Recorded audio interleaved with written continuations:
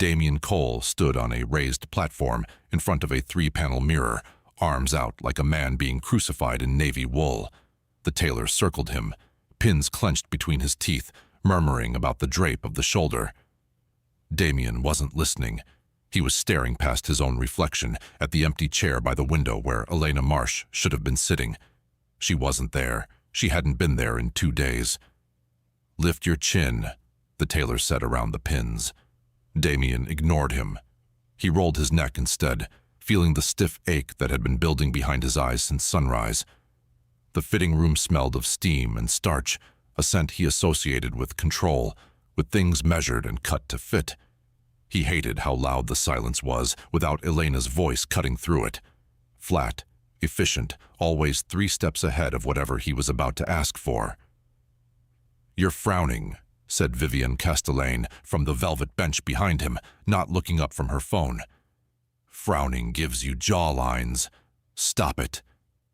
"I'm thinking about the seating chart, I hope. My father wants the Ellsworth cousins nowhere near the bar." Vivian's thumb moved across the screen with the rhythm of someone conducting an orchestra she couldn't see. Her hair was pulled into a knot so severe it looked surgical. She was, Damien thought, watching her reflection instead of his own, exactly as polished as everything else in this room, and just as cold to the touch. "Elena hasn't called in," he said.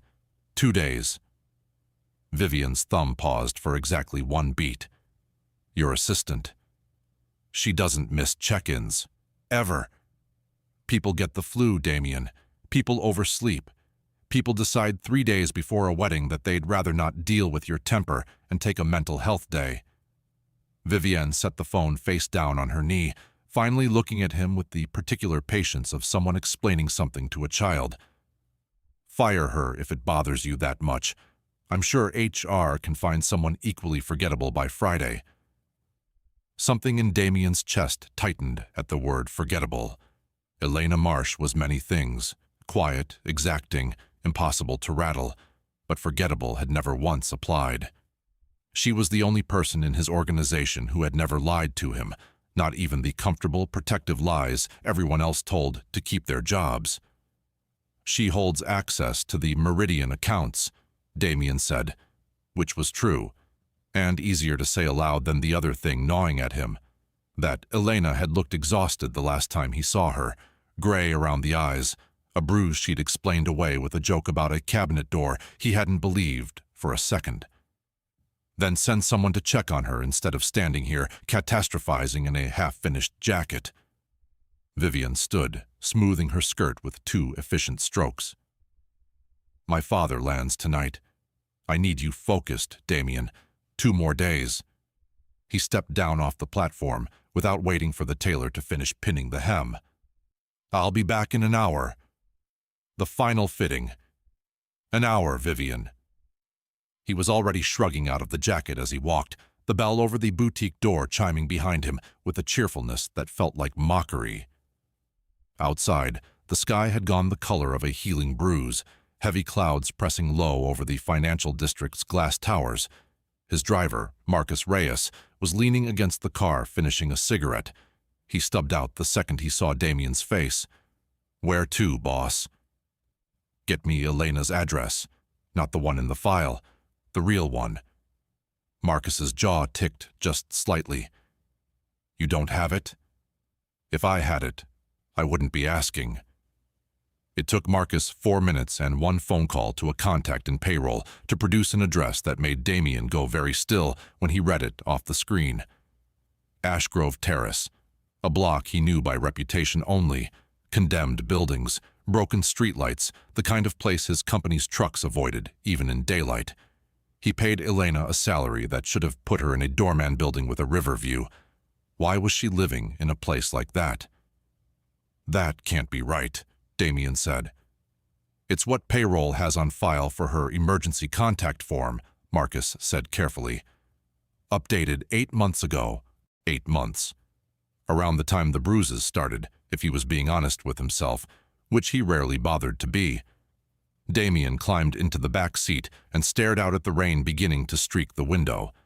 He thought about the last time he'd actually looked at Elena, really looked, the way you look at a person instead of a function. She'd been standing by the shredder in the empty office, feeding documents through with a mechanical, tired rhythm, her skin sallow under the fluorescent light. He'd asked about the mark along her jaw, and she'd given him a flat, practiced smile and blamed a cabinet door left open in the dark. He had believed her, because believing her was convenient. He had a wedding to plan, a merger to finalize, a life that ran on schedules he didn't have time to interrogate. Ashgrove Terrace, he said again, testing the words like they belonged to someone else's life. Boss, Marcus said slowly, checking the mirror. That's rough territory. You want backup. Just drive. The car pulled into traffic, wipers beating against the rain. Damien closed his eyes and tried to remember the exact color of the bruise on Elena's jaw, and found, with a cold unease settling into his stomach, that he couldn't picture it at all, because he had looked away too fast to really see it. Whatever waited for him at the end of this drive, he had a feeling it would be the last quiet thing left in his life. The city changed the way it always did when you drove far enough from the version of it built for men like Damien Cole. Glass towers gave way to sagging brick. Storefronts with hand-painted signs replaced the boutiques. By the time Marcus turned onto Ashgrove Terrace, the streetlights had stopped working altogether, and the buildings leaned into each other like old men sharing gossip nobody wanted to hear. "Pull over," Damien said, though the block hardly had a curb worth naming. "I should come up with you." "Stay with the car. Keep it running." He stepped out into rain that had thickened into something close to sleet, soaking through his shoulders before he'd crossed the sidewalk. The building at the address had no buzzer, no directory, just a door with a cracked window patched over with cardboard and packing tape. He pushed it open. The hinges screamed like something in pain. The stairwell smelled of mildew and bleach, fighting a losing battle against something worse beneath it. A single bulb flickered at the second-floor landing, buzzing like an insect trapped in glass. Damien climbed past the second floor, the third, hearing fragments of other people's lives bleed through the thin walls, a television laugh track, an argument in a language he didn't recognize, a baby's thin, relentless cry. It was a world completely unlike the one he'd left an hour ago in a boutique that smelled of steam and money. It was, he realized with an uncomfortable jolt, the opposite of Vivian in every possible way. Fourth floor. Apartment 4C. The door was heavier than the building deserved, dark oak scarred near the lock, as if someone had tried to force it more than once. Damien tried the handle. The latch gave way without resistance, the frame already splintered. He drew the pistol from his shoulder holster before he'd consciously decided to, sweeping the doorway in one smooth motion, honed by a decade of instinct he wished he didn't need here. The apartment was freezing, colder inside than the rain outside. No heat ticking anywhere, no hum of a refrigerator. He lowered the gun slightly, blinking against the gray half-light filtering through a single shaded window. There was no furniture. None at all. Bare hardwood, scuffed and cold, stretched out in front of him like a stage set for a life that had been stripped for parts. The only object in the room was a folding card table pushed against the far wall, holding a battered laptop, a stack of external drives, and a row of manila folders arranged with the same obsessive order Elena brought to everything she touched. His company's business, his files out here, in this frozen shell of a room. "Elena," he called out. His voice came back to him too loud, bouncing off bare walls that had nothing left to absorb sound. "Elena." Nothing answered but the rain against the glass. He crossed into a narrow kitchen, refrigerator unplugged, door hanging open on empty wire shelves, sink bone dry. No food anywhere, no sign anyone lived here in any sense he understood the word. Then he saw it, at the edge of the hallway, leading toward what had to be the bedroom and bath. Dark smears across the linoleum, not splatter, drag marks, the kind left by someone who couldn't fully lift their own weight. The smell hit him next, sharp, metallic, unmistakable even over the bleach and mildew. Copper. Blood. His pulse kicked hard against his throat. He followed the trail down the short hallway, gun still raised, though every instinct told him whatever threat had caused, this was long gone. The bathroom door stood half open. He pushed it the rest of the way. Elena Marsh was wedged into the narrow space between a chipped bathtub and the toilet, illuminated by a single bare bulb hanging over a cracked sink. She wasn't dead. She looked in that first terrible second like she was trying very hard to be. A soaked gray t-shirt clung to her, dark with blood at the shoulder and blooming again lower, at her side, where a thick towel was pressed hard against her ribs. Her face was the color of old paper, a deep bruise spreading purple and yellow along one cheekbone, her lower lip split and swollen. Her hands, Damien saw, were shaking too violently to hold the curved needle threaded through them.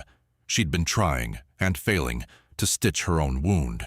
For a man who had built an empire on the ability to watch violence without his pulse changing, the sight of his quiet, unshakable assistant trying to sew herself back together on a freezing bathroom floor landed like a fist to the sternum. He dropped to his knees beside her without deciding to. The cold soaking through his trousers didn't register at all. Elena's eyes, glassy with fever, found his face and held there for a long, unbearable moment. She didn't scream. She didn't cry out. She just let out a dry, rattling breath and let her head fall back against the tub. "You're tracking mud on my floor, Mr. Cole," she rasped, her voice like crushed glass. And in that ruined, freezing apartment, Damien Cole understood that the wedding 2 days away was already the least important thing in his life. "Don't move," Damien said, though it came out rougher than he intended, cracked at the edges. He set the gun on the rim of the sink and reached for her wrist, gently prying the needle from her trembling fingers before she hurt herself worse, trying to finish what she'd started. "I was almost done," Elena murmured, closing her eyes. "You're not a surgeon." "I'm an improviser." A weak, humorless laugh turned into a cough that made her flinch, both hands going instinctively to the towel at her side. Damien peeled the towel back just enough to see the wound beneath. Deep, jagged, the edges already an angry red that told him infection had set in hours ago at least. Someone had cut her, and cut her badly, with something meant to maim rather than kill outright. "Who did this?" His voice came out too harsh, cracking the fragile quiet of the room. He hated how it sounded. Like anger, when what he felt was closer to panic, a feeling so unfamiliar he barely recognized it in his own chest. "Ask nicer," Elena whispered, "and I might tell you." Elena. It was a man with a very ugly knife and worse manners. She swallowed hard, her throat clicking audibly in the silence. "I got what I needed before he got what he wanted, if that helps." "Nothing about this helps." Damien pressed the towel back into place, his jaw locked so tight it ached. "Why didn't you call the company doctor? Why didn't you call me?" Her eyes opened, and for a moment the sharp, cynical intelligence that had made her indispensable for 3 years cut clean through the fever haze. "Because the company doctor answers to your cousin first and you second, and because I didn't know yet who I could trust with what I found." The words landed like a slow-moving stone, dropped into still water, rings spreading outward before he understood their full weight. "What did you find?" Elena's gaze flicked past him, toward the hallway, toward the folding table with its neat row of folders and humming hard drives. "Everything's on the table, the real numbers, not the ones Julian shows the board." Damien's stomach dropped. "Julian." "I found irregularities 11 weeks ago," Elena said, each word costing her visible effort. "Shell transfers routed through accounts that don't officially exist. I thought it was sloppy bookkeeping at first. It isn't sloppy. It's careful. Someone very careful has been bleeding the Meridian accounts dry for over a year and dressing it up so well that even I almost missed it. And you didn't tell me. I tried to build a case first." Her voice cracked, Not from pain this time, but something closer to frustration. You were 3 weeks from marrying into the Castellane family, Damien. If I'd come to you with half a theory and no proof, you'd have thought I was trying to sabotage the merger out of jealousy, or worse, that I'd lost my mind. I needed proof solid enough that you couldn't look away from it. He stared at her, at the map of violence written across her skin. The fresh wound, the healing bruise, older marks he was only now noticing along her collarbone that told a story stretching back months, not days. And instead, you nearly died alone in a room with no furniture. I didn't have furniture to spare, Elena said, and there was something in the flatness of her voice that told him this wasn't a joke at all. What does that mean? She didn't answer right away. Outside, the rain intensified, drumming harder against the single-shaded window, filling the silence where her explanation should have been. Elena. It means, she said finally, eyes sliding shut again as exhaustion pulled at her, that some things cost more than a salary can cover, and I made choices you're not going to like when you find out about them. Damien looked down at his hands, slick now with her blood, and felt something shift permanently in his chest. A cold, precise fury aimed not at her, but at himself, for 3 years of assuming that competence meant comfort, that silence meant nothing was wrong. You're going to tell me everything, he said, gathering her carefully against him despite her weak protest, lifting her off the freezing floor. Starting with why you'd rather bleed to death alone than ask me for help. Put me down. I can walk. You can't. I refuse to be carried out of my own apartment like someone who just uncovered a conspiracy inside my own company and paid for it in blood, Damien said, already moving toward the door, ignoring the sharp hiss of pain she couldn't quite suppress. You'll survive the indignity. She didn't have the strength left to argue further. Her head dropped against his shoulder, and for the first time in 3 years of careful professional distance, Elena Marsh let Damien Cole carry the weight she'd been hiding, literally, and everything it represented. Behind them, on the folding table, the hard drives hummed quietly, holding a truth that was about to unmake everything Damien thought he understood about loyalty. The drive back to the estate happened in a silence so total that Marcus didn't dare ask a single question, his eyes flicking to the rear-view mirror every few seconds to check on the woman slumped against Damien's shoulder in the back seat. Estate, Damien said tightly. Call Dr. Anand. Tell her it's urgent and it's private. Boss, should I call Julian? Let him know you're... No. The word came out fast, sharp enough that Marcus's hands tightened on the wheel. Don't call Julian. Don't call anyone but the doctor. Elena stirred against him, her eyes fluttering open, fever bright. You believe me, she whispered. About Julian. I don't know what to believe yet. That was a lie, and they both knew it.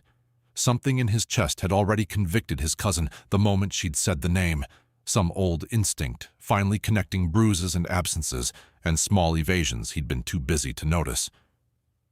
But I believe you didn't nearly die over nothing.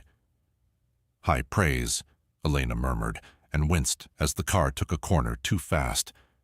The estate's gates parted for them in silence, gravel crunching under the tires as Marcus brought the car to a stop outside the portico, faster than the vehicle's specifications strictly allowed. Damien carried Elena through the foyer himself, ignoring the way his boots left dark, muddy prints across pristine marble that had never once looked more absurd to him than it did now. Polished, curated, entirely disconnected from the freezing apartment he'd just walked out of. Dr. Priya Anand arrived within minutes, her calm unshaken by the blood soaking through Elena's shirt or the grim set of Damien's jaw. She worked with quick, economical movements, cutting away the ruined bandage, cleaning the wound, murmuring instructions to the nurse she'd brought with her. Infection's aggressive, Priya said without looking up. Fever's spiked to 103. She needs fluids, antibiotics, and about a week of sleep she's clearly not going to take willingly. Give her whatever she needs, Damien said. Take it from me if she needs a transfusion.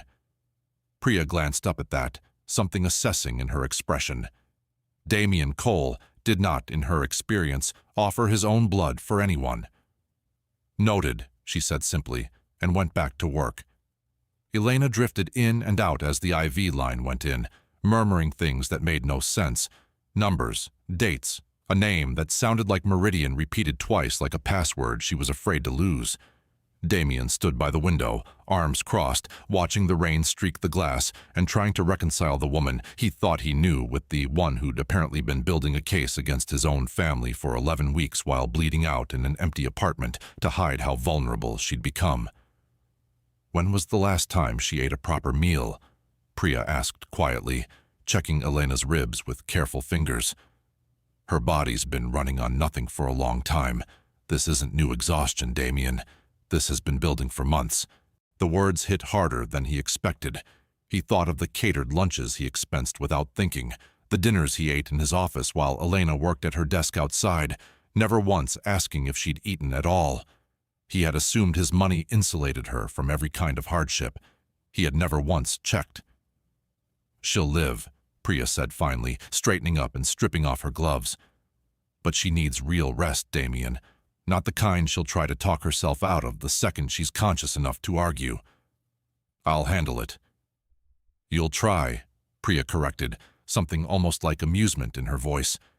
"And she'll ignore you within the hour. I've met your assistant exactly twice, and I already know that much."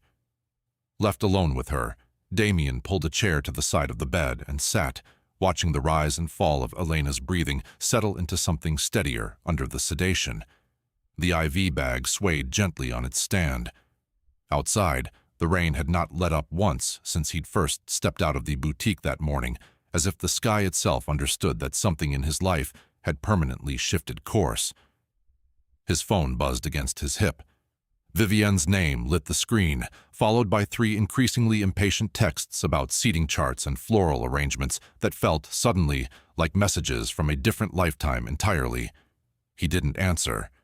He sat instead in the low light of a room that smelled of antiseptic instead of lavender oil and stale money, and watched Elena Marsh sleep, understanding with a cold, dawning clarity that whatever she'd risked her life to uncover was going to cost him a great deal more than a canceled wedding before it was finished. Elena woke to unfamiliar sheets, a ceiling far too high and far too clean to belong to her apartment, and the low murmur of a voice on the phone somewhere nearby. For one disoriented moment, she thought she was dead. Then the ache in her side reminded her, sharply, that she was very much alive, and very much somewhere she hadn't agreed to be. "You're awake," Damien said, ending his call the instant he noticed her eyes open.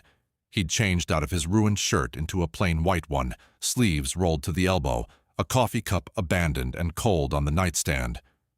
"Where am I?" "My East Wing. Guest suite." He hesitated, something almost sheepish crossing his features before he caught it and smoothed it away. "You've been asleep for 14 hours. Elena tried to sit up and immediately regretted it, a sharp pull of pain radiating from her side that made her gasp. Damien was at the bed before she'd finished the sound, one hand hovering uselessly, unsure where he could touch her without causing more damage. "Don't," he said. "Dr. Anand said the stitches need another day before you even think about moving. I have a laptop to get back to. Your laptop is locked in my study, and it's staying there until you can walk to it without falling over." His voice carried an authority she recognized instantly, the same tone he used on board members who tried to push past his patience. She'd never had it directed at her before, not like this. "You can't lock me out of my own work, Damien." "I just did." He pulled the chair closer, sitting so their eyes were nearly level. "Elena, I need you to understand something. You could have died in that apartment, alone, because you decided protecting me was worth more than protecting yourself." Something in her expression cracked, just slightly, the careful composure she'd maintained for 3 years, slipping enough to let exhaustion and something rawer show through. "It wasn't about protecting you," she said quietly. "Not only that." "Then what?" She looked away, toward the window, toward the gray morning light filtering through curtains far heavier than anything she owned. My mother's care costs more than my salary can absorb if I want to live anywhere decent. I made a choice 8 months ago. I could have the apartment, or I could have her facility. I chose her. Damien went very still. In 3 years, Elena had never once mentioned her mother, never referenced family beyond the emergency contact form he'd apparently never bothered to read closely. You should have told me. Told you what? That your assistant needed a raise to keep her mother in a nursing home? You'd have written a check without a second thought, and I'd have owed you something I couldn't repay in a way I was comfortable with. Her jaw tightened. I didn't want to be a liability, Damien. I wanted to be useful. Those are different things, and I know exactly which one keeps a person employed. You nearly died being useful, and I found the proof that someone's been quietly bleeding your company dry for over a year, she shot back, some of her old sharpness returning despite the fever still coloring her cheeks. So, it wasn't wasted.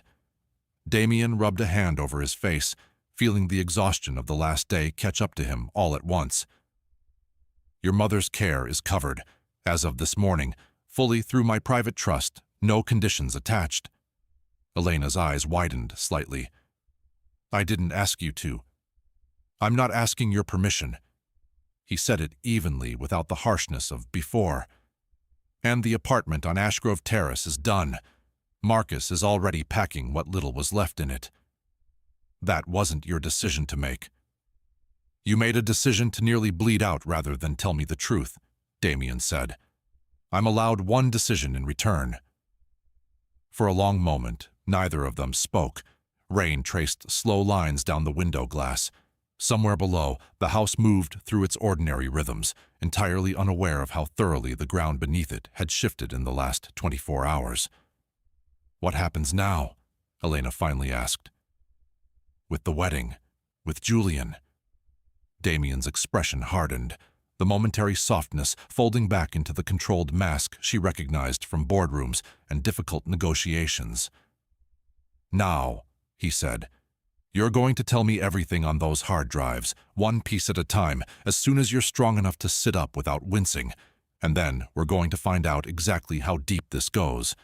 Elena managed a small, exhausted smile despite the pain. You're going to hate what you find. I already do, Damien said quietly, thinking of his cousin's easy laugh at family dinners, of a lifetime of trust he was about to have to unlearn. I just don't know how much yet. Vivienne Castellane's calls came in waves that day, each one more clipped than the last. Damien let the first 4 go to voicemail. The 5th, he answered, mostly because Elena, propped against a mountain of pillows with color slowly returning to her face, gave him a look that suggested avoiding his fiancée forever wasn't a viable long-term strategy. Where have you been? Vivienne's voice cracked through the speaker, sharp with irritation. The florist needs final approval on the centerpieces by 5, and my father wants to discuss the toast order at dinner tonight. You've missed 2 calls from him directly, Damien. That's not a good look 2 days before we merge our families. Something came up, Damien said, watching Elena roll her eyes at the word merge. Something always comes up with you. Is this still about the assistant? Damien's jaw tightened. Her name is Elena, and yes, this is still about her. She was attacked. She nearly died.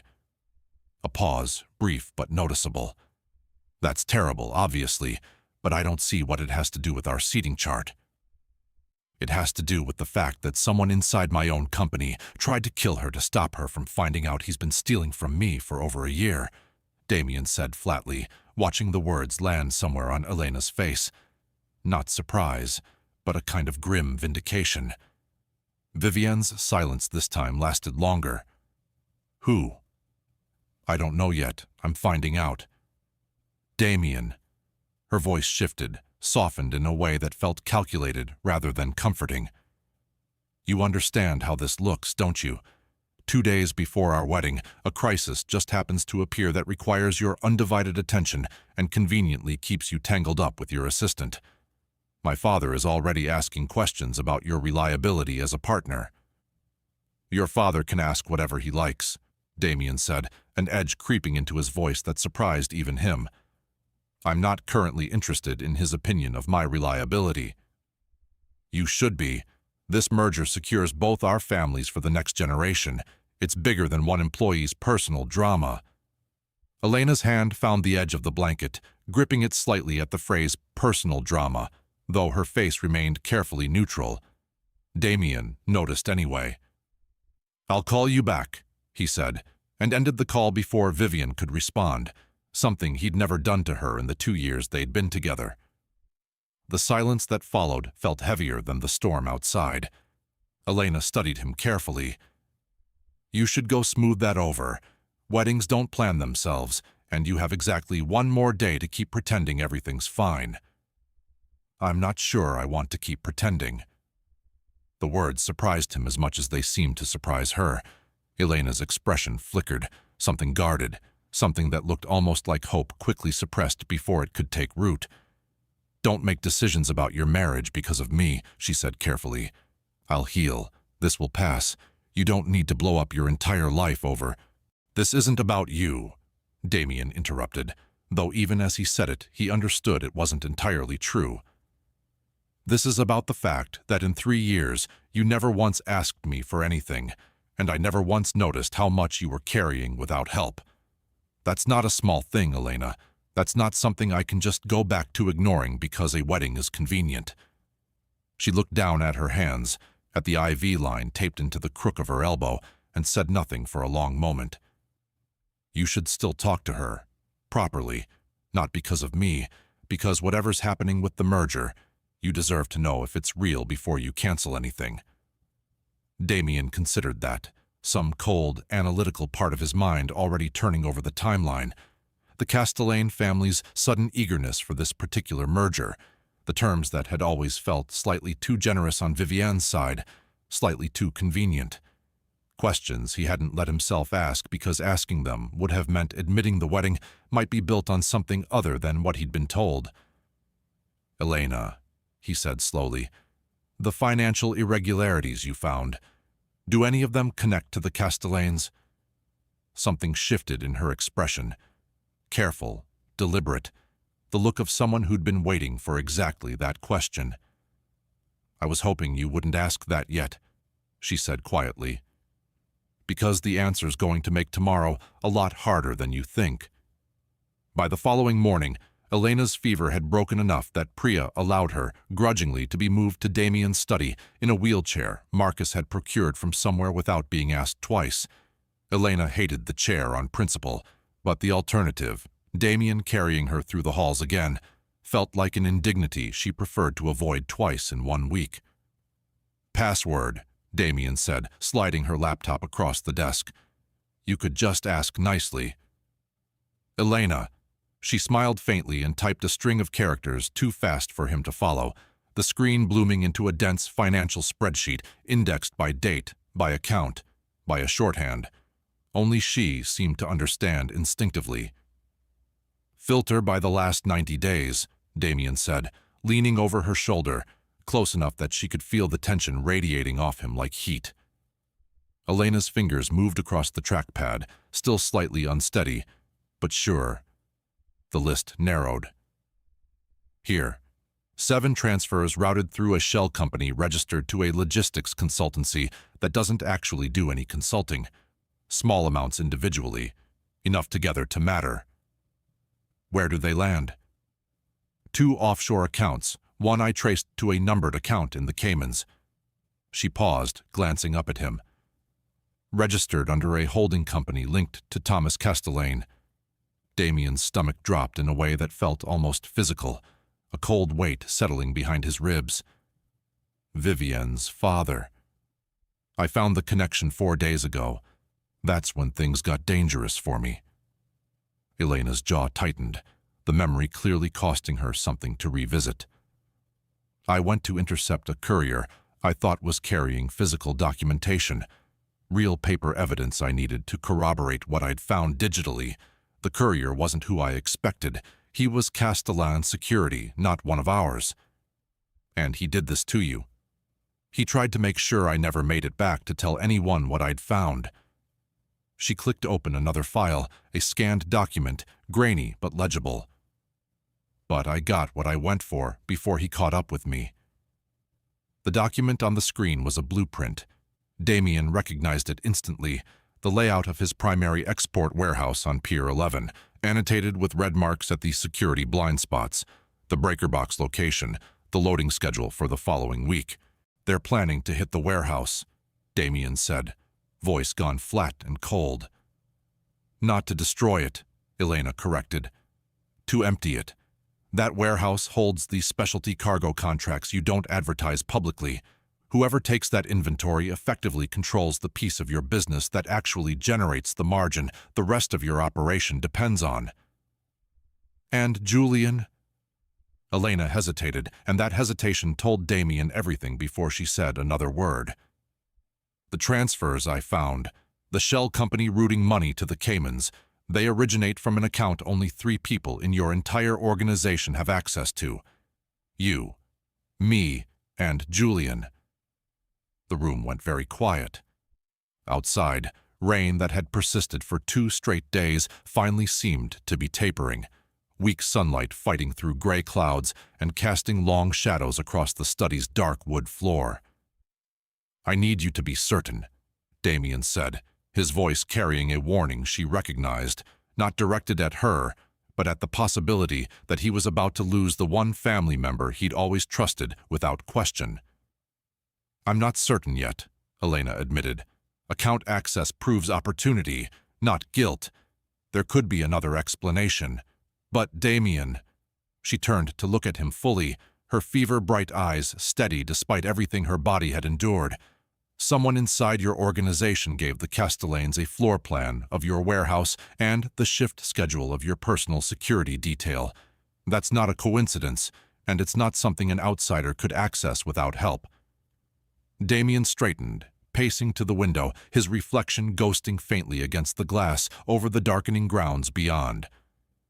"How much time do we have before they act?" Elena pulled up one final file, an intercepted communication, fragmented but readable, discussing a delivery window. "According to this, the operation is scheduled within the next 48 hours. Possibly sooner, now that you've canceled 2 days of scheduled activity that they might read as suspicion on your part." "Then we don't have much time to be certain of anything," Damien said grimly. "We need proof solid enough to act on, and we need it before whoever's planning this realizes you're not dead in that apartment like they probably assumed." Elena's expression sobered at that thought. The reality that whoever sent the courier likely believed the job was finished, that she'd bled out alone exactly as intended. "Then let's finish decrypting the rest of it," she said, straightening in the wheelchair despite the visible effort it cost her. "Because if Julian's really behind this, I want to see his face when the truth finally catches up to him." They worked through the afternoon and into the evening, Elena directing while Damien executed, the two of them falling into a rhythm neither had ever needed before. Not employer and assistant, but something closer to partners, dismantling a puzzle stone by stone. "There," Elena said finally, pointing to a timestamp on a document buried 3 folders deep. "This is the one that matters." It was an email, heavily encrypted, but decoded now into plain, damning text. A message from an internal company address to an external one, registered to Thomas Castellane's private security firm. The message confirmed a delivery schedule, a security rotation, and a single line that made Damien's blood run cold. "Access secured. He won't notice until it's too late. Confirm payment upon completion." The internal address belonged to Julian Cole. Damien stared at the screen for a long moment, feeling something inside him break quietly, without drama, the way old trust sometimes does. Not shattering all at once, but crumbling slowly under weight it was never built to hold. "He taught me to shoot," Damien said, almost to himself. "He stood at my father's funeral and swore he'd look after the company like it was his own blood." Maybe he convinced himself it was. Elena said quietly. People rationalize a lot when there's enough money involved. How much? Elena pulled up a final ledger, the numbers scrolling past in silence until she stopped on a total that made even her wince. Just over 4 million, moved across 14 months, and a personal debt I found buried in a separate account. Gambling losses at a private club downtown that total nearly 3 million on their own. He's not just compromised, Damien. He's drowning. Damien sat back slowly in his chair, the weight of the number settling into his chest like a stone. $4 million bled from accounts he trusted, funneled through a family that was 2 days from legally merging with his own. A family that, Elena's evidence now made clear, had been the buyer for every dollar Julian stole. Vivian, he said slowly. Does she know?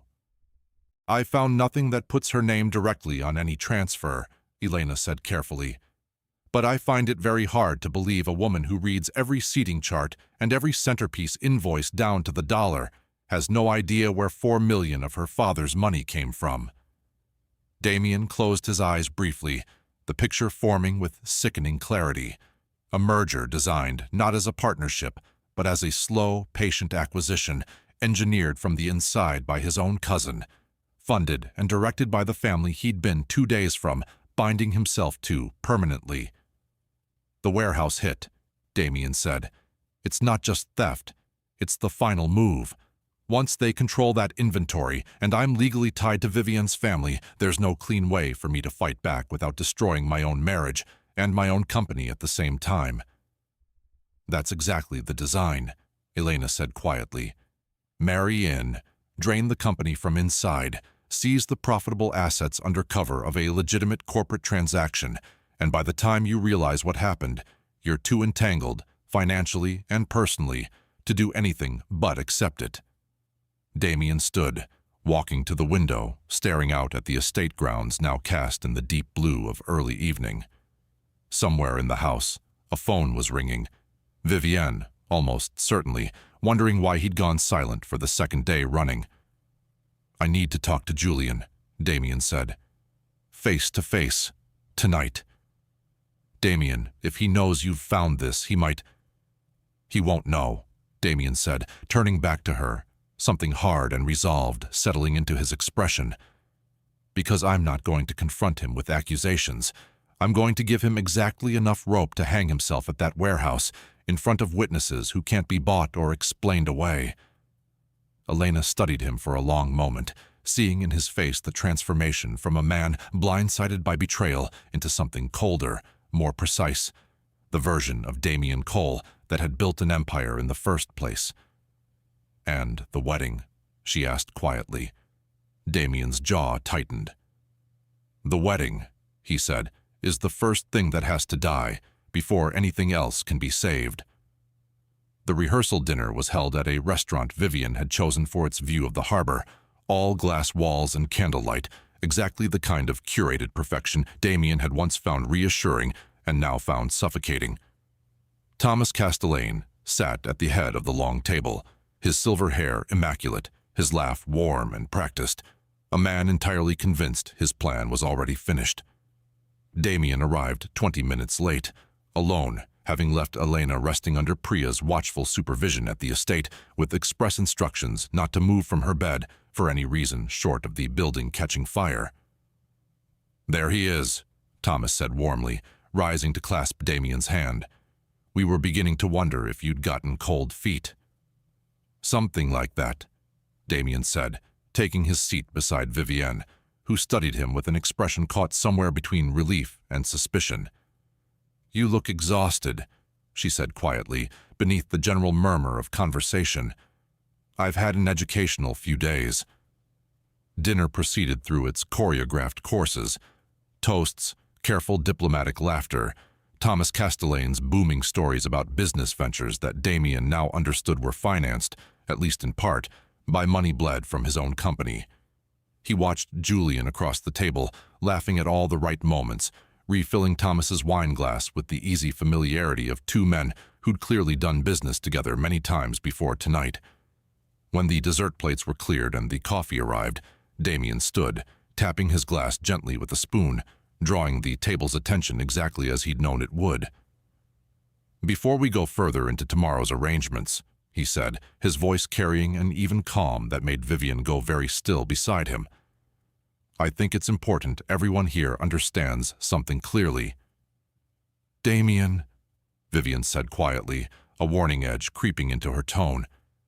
"There isn't going to be a wedding tomorrow," Damien continued, ignoring her. "Not because of cold feet, Thomas, and not because of any misunderstanding. It's because in the process of planning this merger, I discovered exactly what kind of partnership it actually was." The table went silent. Thomas's easy smile froze, then cracked at the edges. "I don't understand what you mean."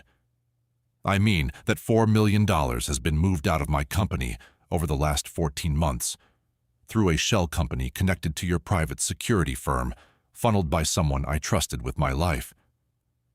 Damien's eyes moved deliberately to Julian, who had gone very pale, his wine glass frozen halfway to his lips. "I mean that a floor plan of my warehouse and the rotation schedule of my personal security detail were handed over to your people 3 weeks ago in preparation for a theft scheduled within the next 2 days. This is absurd," Thomas said, color rising in his face. "Slanderous accusations at a family dinner, Damien. Is this really how—" "My assistant nearly died proving it," Damien said, his voice dropping into something cold and final. "She was attacked by one of your security contractors while gathering the evidence I'm holding right now. She's alive by luck, not by mercy, and I intend to make sure that luck runs out for whoever's responsible." Vivian's face had drained of color entirely. "Father," she said quietly, "tell me this isn't true." Thomas didn't answer her. He was staring instead at Julian, some silent, furious communication passing between them that told Damien everything he needed to know about how deep the conspiracy actually ran and how long it had been running. "The wedding is canceled," Damien said, standing fully now, looking down the length of the table at the family he'd nearly bound his life to. "Effective immediately. I'd recommend you have your lawyers ready, Thomas, because by the end of this week, every dollar you've stolen from me is going to be the least of your problems." He turned and walked out of the restaurant without waiting for a response, the sound of Vivian's raised voice and her father's furious protests fading behind him as the glass doors swung shut. Outside, the harbor air was cold and sharp, and for the first time in days, Damien felt something close to clarity. Behind him, through the glass, he saw Julian rise from the table and reach for his phone, already dialing someone with the frantic urgency of a man who knew his carefully built cover had just collapsed. The war, Damien understood, watching his cousin's hands shake as he pressed the phone to his ear, was no longer a quiet one. Damien arrived back at the estate to find Elena sitting up in bed against every instruction Priya had given her, laptop balanced carefully on her knees, her expression sharp despite the fading bruises still marking her face. "You canceled it," she said, not a question, in front of both families. How did Julian react? Like a man whose cover just collapsed. Damien crossed to the desk, pulling up the surveillance feed Marcus had quietly installed on the warehouse perimeter days earlier, before either of them had fully understood what they were dealing with. "He's making calls. If they're smart, they accelerate the timeline instead of abandoning it." Elena's fingers moved across her keyboard, pulling the intercepted schedule back up. "If they move tonight instead of tomorrow, the crew arrives at Pier 11 within the next 3 hours. Then we need to be there first. Damien, you should call the police. Actual documented theft, actual embezzlement. You have enough evidence now to hand this to law enforcement instead of handling it yourself." He looked at her for a long moment, weighing the truth of what she was suggesting against everything he'd built his life on. A shadow economy of contracts that existed specifically because they couldn't survive daylight or official scrutiny. "Some of what's in that warehouse can't survive a police report, Elena. You know that." She held his gaze, understanding passing silently between them. the specialty cargo, the contracts that funded half his legitimate operations, the reality that his empire had never been entirely clean and never would be. "Then be careful," she said finally, "because if this goes wrong, there's no clean version of tonight to explain to anyone." Marcus assembled 6 men within the hour, moving with the quiet efficiency of people who'd done this before and hoped never to have to again. Damien stood at the passenger window of the lead vehicle as they drove through streets slick with the last of the week's rain, watching the glass towers of the financial district give way to the rusted iron and cracked concrete of the harbor district. Pier 11's warehouse sat dark against the water, the security lights Elena's blueprint had marked for sabotage already flickering ominously as they approached. "They've already cut partial power," Marcus murmured, scanning the perimeter through a pair of binoculars. 3 trucks parked along the south access road. No plates. "Julian?" "Can't confirm yet. Someone standing in the loading bay entrance. Flashlight only." Damien's jaw tightened. "Kill the rest of the lights. If they think they're operating in secrecy, let them keep believing it a little longer." The warehouse plunged into deeper darkness as the last working lights died on command, leaving only the distant amber glow of the city skyline reflecting off low clouds. Damien moved forward through the shadows between stacked shipping containers, his men fanning out silently on either side, each of them having memorized the blind spots from the very blueprint that had been stolen to enable this theft in the first place. Through the gap between 2 containers, he saw him clearly, Julian Cole, standing just inside the loading bay, a tactical flashlight in one hand, a phone pressed to his ear with the other, his voice carrying faintly across the wet concrete. "Tell your father the timeline's moved up. Cole knows something. I don't know how much. But we need those crates loaded and gone within the hour, or none of this matters." Damien stepped fully into view, and Julian's flashlight beam swung toward him, freezing on his face. "Damien." Julian's voice cracked, the phone slipping slightly in his grip. "This isn't what it looks like." "It's exactly what it looks like," Damien said, walking forward at an even, unhurried pace, his men closing in silently from the shadows on either side. $4 million, Julian. A floor plan. My security schedule. Elena nearly died because of what you sold." "I didn't know they'd hurt her," Julian said, and for a moment something like genuine horror crossed his face. "I swear to you, Damien, that was never part of the plan." "Then tell me what it was." Julian's mouth opened, but whatever answer he'd been preparing died in his throat as headlights swept across the loading bay entrance, a 4th truck arriving unannounced, far earlier than any of them had planned for, carrying men none of Damien's people had accounted for at all. The truck's doors slammed open before it had fully stopped, disgorging 4 men in dark jackets who moved with the sloppy overconfidence of people who believed they were walking into an empty warehouse rather than an ambush. Damien's men melted deeper into the shadows without needing an order, weapons rising in near silent unison. "Julian," Damien said quietly, not taking his eyes off the new arrivals. "Who else did you tell about tonight?" "No one," Julian said, panic creeping into his voice now, the flashlight beam shaking in his grip. "I swear, Damien, I didn't call anyone else." "Then who are they?" The lead man from the truck stepped into the dim spill of the flashlight, and Damien recognized him instantly. Not a Castellane security contractor, but someone from his own organization, a mid-level logistics coordinator he'd trusted with dock scheduling for the better part of 2 years. "Marcus," Damien said, low and even. "Who is that?" Marcus's jaw tightened as he studied the man's face through his own scope. "Corwin. Dock scheduling. He's not Castellane's man, boss. He's ours." Julian's face went slack with genuine shock, and in that instant Damien understood something that reshaped the entire shape of the conspiracy he thought he'd uncovered. Julian hadn't orchestrated this alone. He'd been a piece of something larger, a debt-ridden cousin recruited by someone already embedded far deeper inside Damien's own organization, someone using the Castellane merger as cover for a theft that had been planned long before Vivian's family ever entered the picture. "You were the entry point," Damien said slowly to Julian, pieces sliding into place with sickening clarity. "Not the architect. Corwin recruited you because he needed someone with account access and enough debt to make cooperation easy." "I didn't know it went that deep," Julian said, his voice hollow now, the last of his composure crumbling entirely. "He came to me 8 months ago, said he had a way to clear my debts if I just moved a few transfers, looked the other way on a few schedules. I told myself it was small. I told myself no one would get hurt." "Someone almost died," Damien said. "And you're going to help me finish this before anyone else does."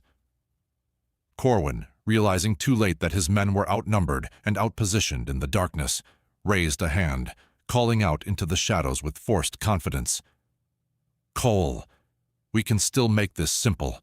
Let the crates go tonight, and this ends quietly. Push back, and I promise you it gets a lot messier than one dead assistant." The words landed like a spark against dry wood. Damien felt something in his chest go perfectly, terrifyingly calm.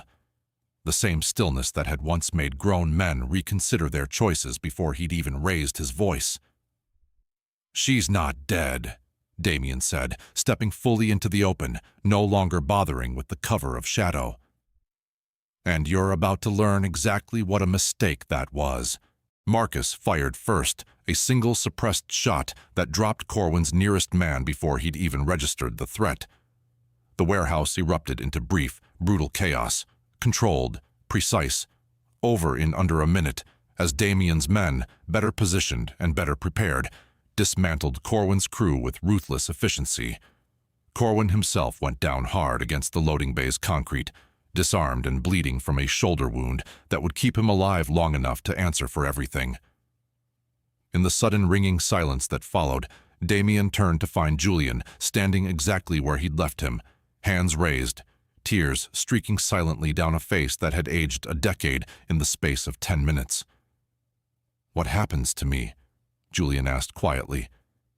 Damien studied his cousin for a long moment, the man who'd taught him to shoot, who'd stood beside him at his father's funeral, who'd sold him out over gambling debts and misplaced desperation rather than ask for help he might actually have received.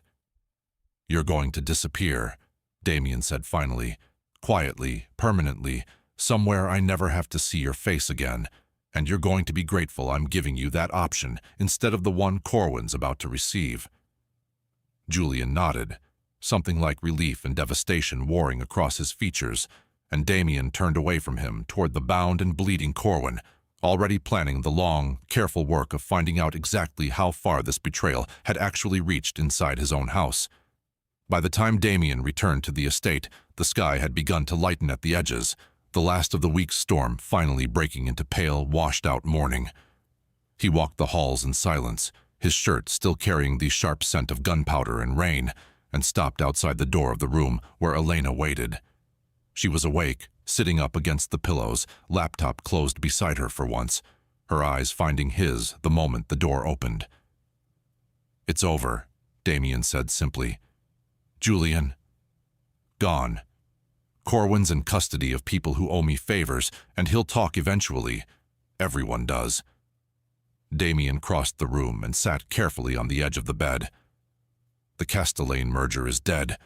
Thomas is already threatening lawyers, and I have more than enough evidence to make sure he loses that fight badly." Elena studied his face carefully, searching for the exhaustion she expected to find there, and finding instead something steadier, calmer than she'd seen in the 3 years she'd known him. "And Vivian?"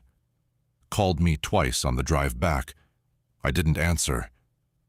Damien looked down at his hands, the same hands that had carried her out of a freezing bathroom 4 days earlier, that had held a gun steady in a dark warehouse hours ago, that now simply rested quietly in his lap. "I think we were never actually planning a marriage, Elena. We were planning a transaction, and I was too distracted to notice until you nearly died proving it." Elena's fingers found the edge of the blanket, twisting it slightly. What happens to me now? My laptop, my access, my... Your mother's care is permanently secured, Damien said. Not as a favor, as what should have happened months ago if I'd been paying attention to anything beyond my own calendar. And my job? You're not going back to a desk outside my door, Damien said, something in his voice shifting into a register she'd never heard from him before. Not the clipped authority of a boss, but something quieter, more uncertain, more honest. You spent 3 years managing my life from the shadows, quietly bleeding yourself dry to keep me from ever noticing you needed help. I don't want that arrangement anymore, Elena. Not because you failed at it, because I failed to see it for what it was. What are you asking me? I'm asking you to be my partner, Damien said. Not my assistant, not someone who disappears into efficiency so completely that I forget to check if she's eaten in a week. Someone who sits across the table from me, not 3 steps behind. Elena stared at him for a long moment, the weight of 3 years of careful professional distance finally cracking open in the quiet morning light. You executed your own cousin's exile and buried a merger in the same week you're proposing something like this. That's not exactly a stable foundation, Damien. No, he agreed. It's not, but it's honest, and it's the first honest thing either of us has built in a long time. She reached out slowly, her hand finding his where it rested on the blanket, her fingers curling into his palm with a certainty that surprised them both. Okay, she said quietly. Partners. Outside the window, the sun finally broke fully through the clouds, spilling pale gold light across the room, across the fading bruises on her face, across the exhausted, steady relief in his. Whatever came next, the legal fallout with the Castellanes, the slow work of rebuilding trust inside his own organization, the strange new territory of a partnership neither of them had planned for. It would come without secrets, without the quiet, invisible sacrifice that had nearly cost Elena her life to hide. For the first time in longer than either of them could remember, the ledger between them was finally completely balanced. If you enjoyed this Mafia story, don't forget to like, subscribe, and turn on the notification bell for more thrilling stories. And before you go, let us know in the comments. Where are you watching from? We'd love to see where our viewers are from around the world.